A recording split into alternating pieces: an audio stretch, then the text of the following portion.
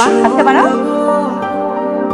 বলছিলাম যে আজকে দেখতে আসতাম, আজকে আজ পরে আজ পরে তবে মাই গড আজকে আজকে এখন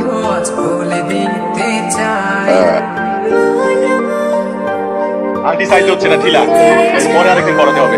অসুবিধা নাই, পড়ো ফর্মালিটিস এটা মেনটেন করো, পরে ঠিক করো। কোনো অসুবিধা হবে না, ওটা দিয়ে বেঁধে বেঁধে ওটা টাইট করা হবে। হ্যাঁ আন্টি পরে হাত মুঠ করে রাখবো। হ্যাঁ হ্যালো, হ্যালো, আমি ইকরা। আমাদের বিয়ে ঠিক হয়েছিল।